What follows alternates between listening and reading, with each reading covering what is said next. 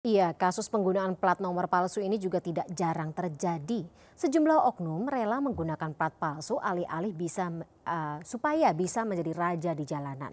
Jadi pertanyaannya, sebenarnya apa sih motif dari oknum pengguna plat palsu ini?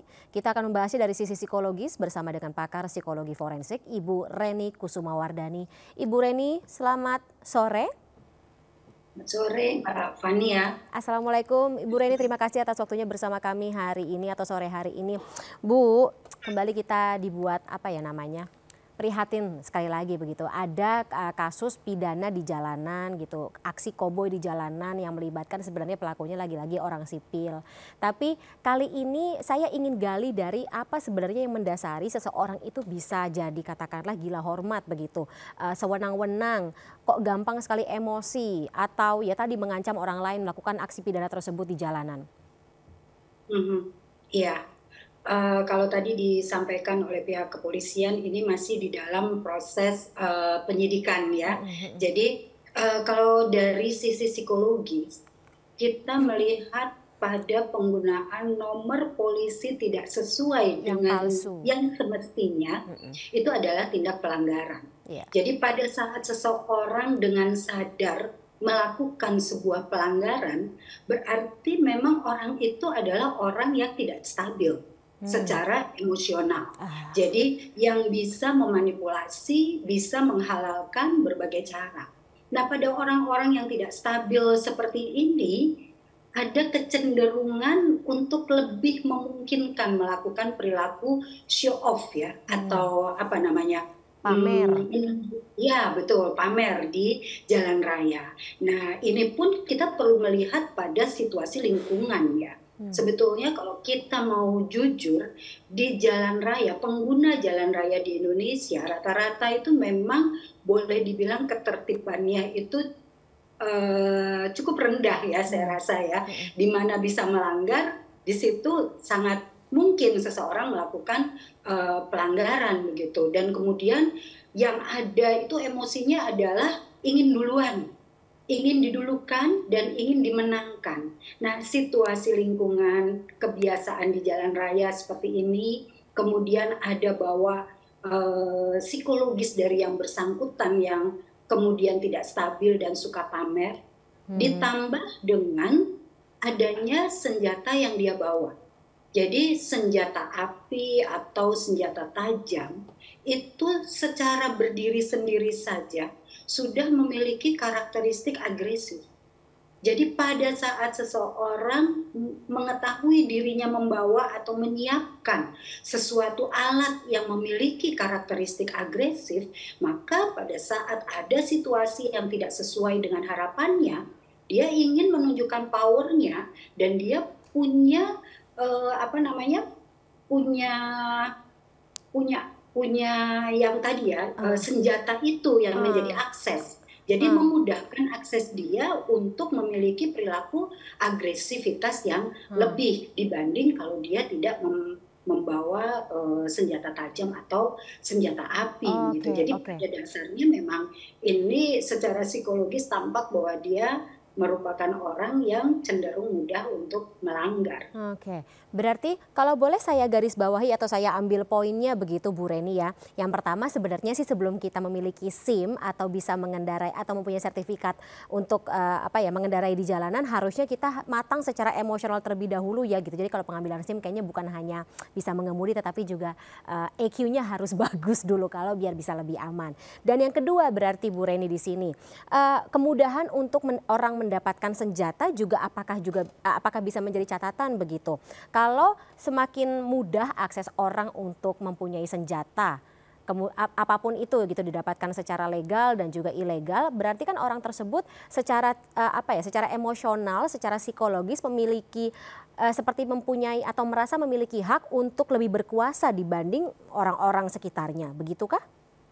Betul betul. Jadi senjata itu memang secara sendiri aja dia sudah mempunyai karakteristik agresif ya. Hmm. Apalagi kemudian itu dimiliki, dipegang oleh orang-orang yang tidak stabil dan memiliki kecenderungan perilaku melanggar. Ini Hmm. menjadi sangat berbahaya gitu. Jadi memang penggunaan senjata api itu perlu sekali untuk pengawasan yang betul-betul apa namanya ya, betul-betul ketat dan Oke. konsekuen serta konsisten ya di dalam penanganannya. Oke, Bu Reni, saya juga ingin gali dari sisi psikologis ketika ada seseorang begitu yang ingin mendapatkan semacam pengakuan atau ditakuti begitu ketika sedang berada di jalanan.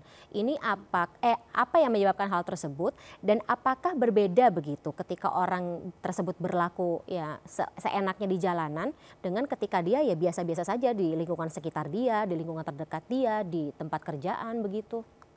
Iya. Kalau kita melihat ya pada aspek psikologi seseorang itu ada 3 need besar ya. Hmm. Yang pertama adalah need afiliasi, kemudian salah satunya ini adalah need for power. Jadi ada orang yang memang memiliki kebutuhan yang tinggi untuk menunjukkan power.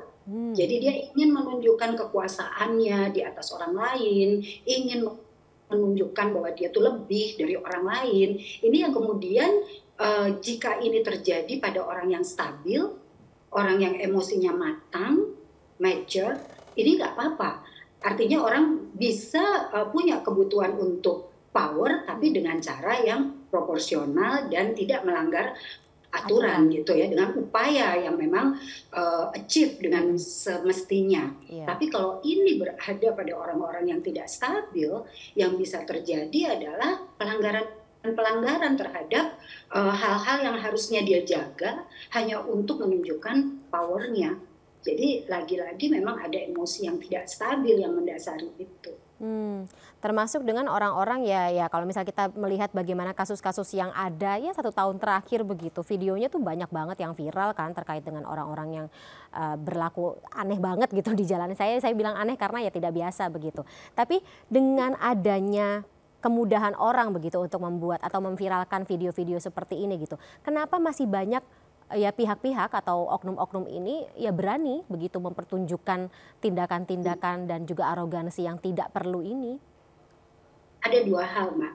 Ada orang-orang yang memang ingin terkenal dengan apapun, begitu dia diviralkan ada kepuasan di situ, itu juga bisa terjadi. Tetapi di sisi yang lain ada orang yang kalau diberitakan buruk, itu kemudian takut dan malu gitu. Nah, sekarang masalahnya orang-orang ini yang bisa melakukan ini termasuk yang mana gitu. Kalau dia termasuk tipe-tipe yang memang ingin dilihat orang, ingin terkenal, apalagi zaman sekarang ya, di saat apa namanya orang-orang itu punya media sosial yang menjadi media untuk pamer. Pada saat dia pamer tidak dilihat orang, kemudian viral itu membuat dia puas, itu juga bisa terjadi. Maka kita juga perlu meneliti betul orang ini seperti apa ya kepribadiannya dan dinamika psikologis yang dia miliki, seperti itu, Mbak. Baik. Jadi belum itu diviralkan itu bikin orang kapok. Justru malah nagih jangan-jangan ya. Baik. Ada orang bisa melakukan dengan cara ngeprank dan sebagainya kan saat ini benar. Itu yang terjadi di dalam dunia media sosial kita. Yang penting terkenal terlebih dahulu begitu ya.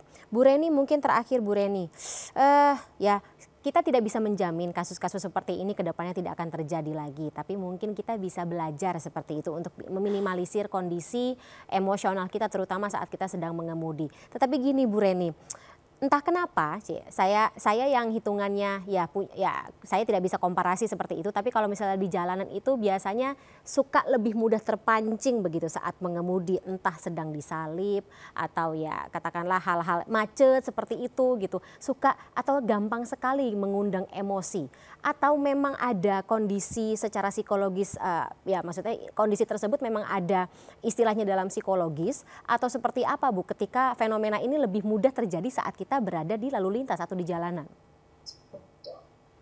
Lingkungan itu berpengaruh. Jadi kita lihat bahwa ketertiban lalu lintas, terutama di Jakarta yang traffic jam-nya ini luar biasa ya. Meskipun di kota-kota besar lain itu juga terjadi, itu memang sudah menjadi stresor tersendiri gitu. Jadi nggak usah ada apa-apa aja di jalan tuh kita sudah stres gitu ya situasinya. Dan kemudian cuaca yang panas. Dan di Indonesia kan memang kalau lagi panas bisa panas banget, apalagi akhir-akhir ini gitu ya. Jadi cuaca di luar itu juga mempengaruhi emosi seseorang. Jadi pada saat nggak ada apa-apa, kita udah stres di jalan, punya kebutuhan untuk cepat sampai di tujuan, tapi itu nggak tercapai, ini sudah menjadi trigger udah menjadi Stresor. posisi awal ya, Oh. sehingga trigger sedikit saja ya bisa terjadi kita merasa panas, di klakson merasa nggak suka, begitu ya, sehingga Bunyi klakson juga nggak suka, Bu. Bunyi klakson juga bikin stres. betul, di klakson dilewatin gitu ya, kadang lampu merah baru hijau gitu kan di belakang. Bener. Kita yang tadinya kepengen baik-baik saja di jalan itu juga bisa naik emosinya, dan sebetulnya itu adalah sesuatu yang normal. Tinggal sekarang seberapa major pengguna jalan raya itu. Lagi-lagi saya sepakat dengan yang tadi disimpulkan oleh Mbak Fania ya, bahwa pemilik SIM ya, pengguna jalan raya itu penting sekali untuk punya SIM yang ditempuh dengan cara yang sebenarnya.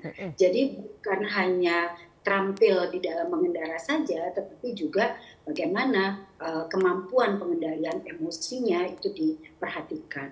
Sekarang sebetulnya ada tes psikologi ya.